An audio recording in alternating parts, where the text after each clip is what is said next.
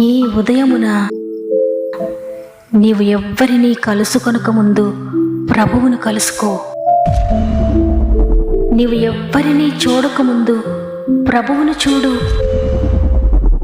నీవు ఎవ్వరితో మాట్లాడకముందు ప్రభువుతో మాట్లాడు. నీవు దేనిని వెదకకముందు ఆయన రాజ్యమును నీతిని వెదకు.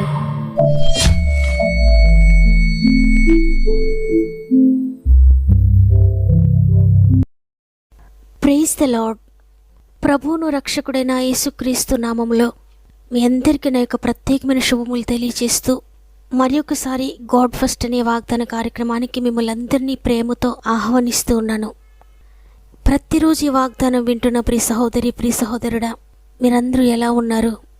దేవుని కృపలో మీరున్నారని, ఆయన కృప మిమ్మల్ని మీ కుటుంబాల్లో నడిపిస్తుందని నమ్ముతున్నాను. ప్రతిరోజు వాగ్దానాన్ని వినండి, ప్రార్థించండి, దేవునితో సన్నిహిత సంబంధం కలిగి ఉండండి. ఎందుకంటే శరీరాహారం లేకపోతే ఏ విధంగా శరీరం బలహీనమైపోతుందో, అదేవిధంగా ఆత్మీయ ఆహారం లేకపోతే, వాక్యం లేకపోతే, ప్రార్థన లేకపోతే ఆత్మ కూడా బలహీనమైపోయి దేవునికి దూరం అయిపోయి సాతానుకు దగ్గరై వేదనలో మునిగిపోవడం జరుగుతుంది. అందువల్ల దేవునితో దగ్గరగా ఉండండి, ఆయనతో సన్నిహిత సంబంధం కలిగి ఉండండి. శ్రమైన, శోధనైనా, కరువైన, కన్నీళ్ళైనా, ఏదైనా దేవుని విడిచిపెట్టకండి. ప్రతి సందర్భంలో ఆయనను గట్టిగా పట్టుకోండి.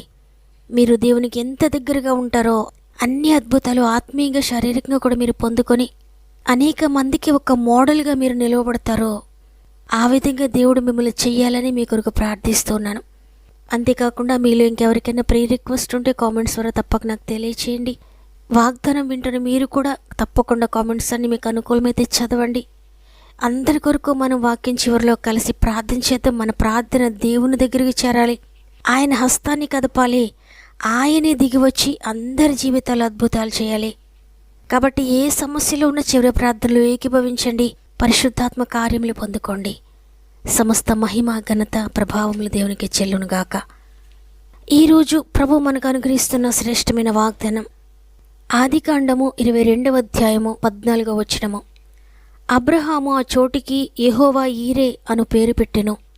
అందుచేత యెహోవా పర్వతము మీద చూచుకొనును అని నేటి వరకు చెప్పబడును. ఆమేన్. చూడండి, దేవుడు ఈరోజు మీతో మాట్లాడుతున్నారు. మీరు ఏ విషయాన్ని గురించి భయపడకండి, నమ్మిక మాత్రం ఉంచండి, నాకు అప్పగించండి మీ ప్రతి పనిని, నేను చూసుకుంటానని చెప్తున్నాడు. దేవునికి అనేకమైన మార్గములున్నాయి.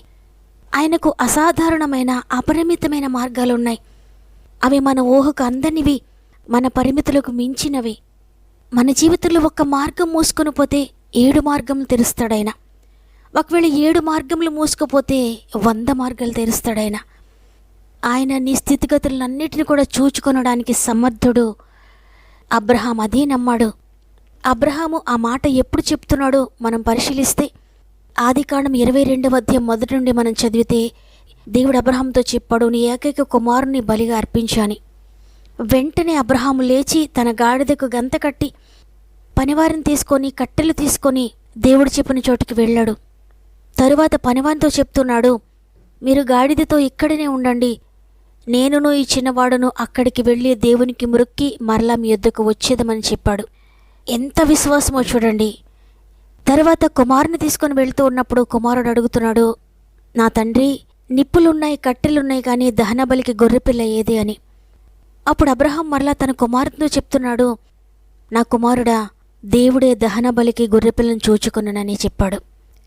ఈ విధంగా చెప్పిన తర్వాత ఇస్సాకును కట్టెలపై పెట్టాడు, బలిగా అర్పిస్తూ ఉండగా అబ్రహామా చిన్నవాని మీద చెయ్యి వెయ్యొద్దని దేవుడు అబ్రహాంతో మాట్లాడాడు. అబ్రహాము కన్నులెత్తి చూడగా పొదలలో కొమ్ములు తగులుకొని ఉన్న ఒక పొట్టేలు కనబడింది. అబ్రహాము వెళ్ళి ఆ పొట్టేలుని పట్టుకొని తన కుమారునికి మారుగా పెట్టి దహనబలిగా అర్పించాడు. అప్పుడు అబ్రహాము ఆ చోటుకి యెహోవా ఈరే అని పేరు పెట్టాడు. అందును బట్టి ఇప్పటి వరకు కూడా యెహోవా పర్వతం మీద చూచుకొనునని అది చెప్పబడుతుంది. ప్రియ దేవుని బిడ్డలారా, అబ్రహాము కార్యం జరిగిన తర్వాత ఈ మాట చెప్పలేదు, కానీ తను బయలుదేరి కొండ దగ్గరికి వచ్చినప్పుడే తన పరివారితో చెప్తున్నాడు, నేను నా కుమారుడు బయలుదేరి వెళ్ళి దహనబలి అర్పించి తిరిగి వస్తామని. కుమారుడు అడిగినప్పుడు చెప్తున్నాడు, దేవుడే దహనబలికి గొర్రెపిల్లను చూచుకొనునా అని. ఎంతగా విశ్వసించాడు అంటే అబ్రహాము యొక్క విశ్వాసము తన క్రియల్లో కనబడుతుంది, తన మాటల్లో కనబడుతుంది. తన పనుల్లో కనబడుతుంది, తన ఆలోచనలో కనబడుతుంది, తన చూపుల్లో కనబడుతుంది. అబ్రహాము కేవలము మాటలతోనే విశ్వసించలేదు, కానీ విశ్వాసాన్ని ప్రతి విషయంలో కూడా కనపరిచాడు. నమ్మాడు కాబట్టే దేవుని మహిమ చూచాడు. ప్రియ దేవుని బిడ్డలారా, యెహోవా చూచుకును అని చెప్పిన అబ్రహాము జీవితంలో దేవుడే చూసుకున్నాడు. అవును, ఆయన నమ్మిన వారందరి జీవితాల్లో కూడా ఆయనే చూసుకుంటాడు ప్రతి విషయాన్ని. చూడండి, యోహాను సువార్త 11వ అధ్యాయము 40వ వచనంలో యేసుప్రభువు లాజరు యొక్క సహోదరులతో చెప్తున్నాడు, నీవు నమ్మిన ఎడల దేవుని మహిమ చూతువు అని. నిజమే, ఈరోజు ఈ మాటలు వింటున్న నీతో కూడా ప్రభు అదే చెప్తున్నాడు, నీవు నమ్మితే దేవుని మహిమ చూస్తావని. ఆనాడు అబ్రహాము నమ్మాడు, దేవుని మహిమను చూచాడు. దేవుడే చూసుకున్నాడు అబ్రహాము యొక్క కష్టాన్ని, అబ్రహాము యొక్క బాధను, అబ్రహాము హృదయంలో ఉన్న కన్నీటిని, అబ్రహాము పడుతున్న మానసిక వ్యధను దేవుడే చూసుకున్నాడు. ఈరోజు నీ జీవితంలో కూడా నీవే మానసిక వ్యధలో ఉన్నావో, ఏ కలవరంతో ఉన్నావో, ఏ బాధతో ఉన్నావో, నీ పరిస్థితి ఏదైనప్పటికీ కూడా నీవు నమ్మితే దేవుని మహిమ చూస్తావో, నీ ప్రతి పరిస్థితిని ఆయనే చూసుకుంటారు.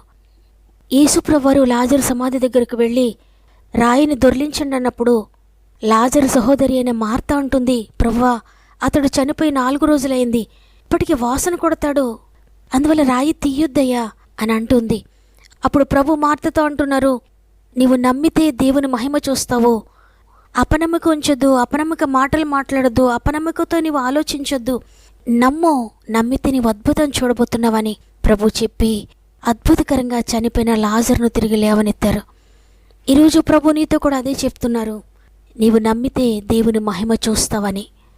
నీ నమ్మిక నీ మాటల్లో కనబడాలి, నీ నమ్మిక నీ క్రియల్లో కనబడాలి, నీ నమ్మిక నీ ఆలోచనలో కనబడాలి, నీ నమ్మిక నీ ప్రతి కదలికలో కూడా కనిపించాలి. అంతగా నువ్వు నమ్మితే దేవుని మహిమ నువ్వు తప్పక చూస్తావు ప్రియ సహోదరి, ప్రియ సహోదరుడా. అందువల్ల ఏ పరిస్థితి గుండా నువ్వు ప్రయాణిస్తూ ఉన్నా యెహోవా ఈరే నాకున్నారు, యెహోవా చూచుకొనును, ఆయన నా జీవితాన్ని చూసుకుంటాడు, ఆయన నా బిడ్డలను చూసుకుంటాడు, ఆయన నా భవిష్యత్తును చూసుకుంటాడు, ఆయన నా ఉద్యోగ పరిస్థితులను చూసుకుంటాడు, ఆయన నా వ్యాపారాన్ని చూసుకుంటాడు, నాకు కలిగిన సమస్తాన్ని ఆయన చూసుకుంటాడు. నేను పూర్తిగా విశ్వసిస్తున్నాను, నేను ఆయన చేతులకు అప్పగించాను, ఇక నాకు భయం లేదు, ఆయనే చూసుకుంటారని నీవు విశ్వసించు, ప్రార్థించు. అబ్రహాము నమ్మి వెళ్ళాడు, దేవుడు ముందుగానే సిద్ధపరిచి ఉంచాడు అక్కడ ఒక పొట్టేలును. ఆ అద్భుతాన్ని అబ్రహాము ఊహించి ఉండడు, కానీ దేవుడు చూసుకుంటాడు. ఆయన ఏ మార్గంలో చూసుకుంటాడో నాకు తెలియదు, ఆయన అసాధారణమైన కార్యములు నా జీవితంలో జరిగిస్తాడు. ఆయన ఆశ్చర్యకరుడు, అద్భుతకరుడు, ఈ విషయాన్ని ఆయన చూసుకుంటాడు. ఆయన ఏ మార్గంలోనైనా నాకు సహాయం చేస్తాడు, ఆయన చూసుకుంటాడని ఒక్క విశ్వాసంతో అబ్రహాము ఆ కొండపైకి వెళ్ళాడు. అబ్రహాం ఏదైతే నమ్మాడో అదే అబ్రహాము జీవితంలో జరిగింది. ఈరోజు నీవేదైతే నమ్ముతున్నావో, దేని విషయాన్ని దేవుడు చూసుకుంటాడని ఆయనకు అప్పగిస్తున్నావో, తప్పక ఆయన చూసుకుంటాడు. నువ్వు భయపడొద్దు. యెహోవా ఈరేగా ఆయన నీకు ఉండబోతున్నాడు. నీకేమీ లేకపోయినా, ఎవరూ లేకపోయినా ఆయన నీకున్నాడు. దేవుని బట్టి ధైర్యం తెచ్చుకోండి. ఈ వాగ్దానం ద్వారా నేను బలపరచబడ్డాను, దేవుడు నాతో మాట్లాడాడు అన్నవారు ఒక్క నిమిషం నాతో మోకరిస్తారా? ప్రార్థన చేద్దాం. ప్రేమగల తండ్రి, నీకు వందనాలు. నీ ఉచిత కృపను బట్టి మరి ఒక దినమును మాకు ఇచ్చారు. ఈరోజు నేను స్తుతించే గొప్ప భాగ్యమును మరలా దయచేసినందుకు నీకు వందనాలు తండ్రి. యెహోవా ఈరే, యెహోవా చూచుకొనును అనే మాటని ఈరోజు మాకు అనుగ్రహించారు. అవును తండ్రి, ఈరోజు ఏ ఆధారం లేని బిడ్డలు ఎంతమంది ఉన్నారో, ఎంతమంది మోకరించారో, వారికి ఆధారంగా నీవున్నావు, వారిని చూచేవాడవుగా నీవున్నావు, వారిని లేవనెత్తేవాడవుగా నీవున్నావు. ఇక భయపడక్కర్లేదయ్యా. ఈ వాగ్దానాన్ని విశ్వసించడానికి ప్రతి బిడ్డకు శక్తినివ్వండి. నా దేవుడు నాకున్నాడు, ఆయన చూసుకుంటాడు నా ప్రతి పరిస్థితిని, ఆయన చూసుకుంటాడు నా భవిష్యత్తునని హృదయపూర్వకంగా విశ్వసించి ప్రతి విషయాన్ని నీకు అప్పగించడానికి సహాయం చేయండి. మా ఆత్మీయ కుటుంబములు ప్రతి ఒక్కరిని చేతిలో పెడుతున్నానయ్యా. అందరి జీవితాల్లో యెహోవా ఈరేగా ఉండండి. అందరి జీవితాల్లో వారి ప్రతి పరిస్థితిని మీరు చూసుకోండి. వారికి ఎప్పుడు ఏది కావాలో మీరు అనుగ్రహించండి అయ్యా. ఏ సమయంలో ఏది మీరు చేయాలో నీకు తెలుసు తండ్రి. మేము అడగక మునుపే మాకు అక్కరగా ఉన్నవేమో నీకు తెలుసు.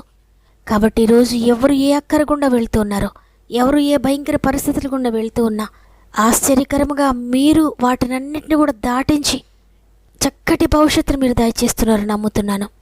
మరి ముఖ్యంగా అనేక మంది నీ ప్రియమైన బిడ్డలు కామెంట్స్ ద్వారా వారి ప్రతి పరిస్థితిని మాకు తెలియజేస్తున్నారు. ప్రతి ఒక్కొక్కరిని నీ చేతిలో పెడుతున్నానయ్యా. ఎంతమంది సమాధానం లేక ఉన్నారు, ఎంతమంది పాపంలో ఉన్నారో, ఎంతమంది శాపగ్రస్తమైన మార్గం గుండా వెళ్తున్నారో, ఎంతమంది వ్యసనాలలో ఉన్నారో, ఎంతమంది నీకు దూరంగా ఉన్నారో, ఆత్మీయంగా మరల పడిపోతూ ఉన్నారో, ప్రతి ఒక్కరి జీవితంలో యెహోవా ఈరేగా ఉండండి తండ్రి. వారు ఎక్కడ పడిపోయారో అక్కడ లేవనెత్తండి అయ్యా. ఏ విషయంలో తప్పిపోతున్నారో తిరిగి లేవనెత్తండి. ప్రతి పాపము నుండి, వ్యసనము నుండి కూడా మీరు విడిపించండి తండ్రి. వారిని విడిపించడానికి మీకు మార్గములు అనేకమైనవి ఉన్నాయి తండ్రి.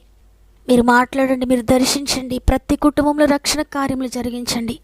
ఎంతమంది భర్తల కొరకు ప్రార్థిస్తున్నారు, ఎంతమంది భార్యల కొరకు ప్రార్థిస్తున్నారు, ఎంతమంది బిడ్డల కొరకు ప్రార్థిస్తున్నారో అద్భుతకరంగా రక్షణ, మారు మనసు మీరు దయచేయండి. రక్షణ కార్యములు జరిగించండి. వ్యాధితో మంచంపై ఉన్న వారందరినీ కూడా ముట్టండి, లేవనెత్తండి. ఆర్థిక బంధకాల్లో పడిపోయిన వారిని తిరిగి లేవనెత్తండి. ధనాన్ని ఇతరుల చేతిలో నష్టపోయిన వారికి తిరిగి రెస్టోర్ చేయండి. గృహాలు కోల్పోయిన వారికి తిరిగి రెస్టోర్ చేయండి. పొలము కోల్పోయిన వారికి తిరిగి రెస్టోర్ చేయండి.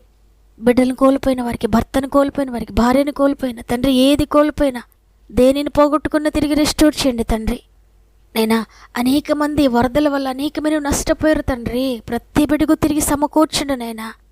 నష్టపోయిందంతా కూడా తిరిగి దయచేయండి దేవా. త్వరగా రికవరీ అవ్వడానికి సహాయం చేయండి తండ్రి.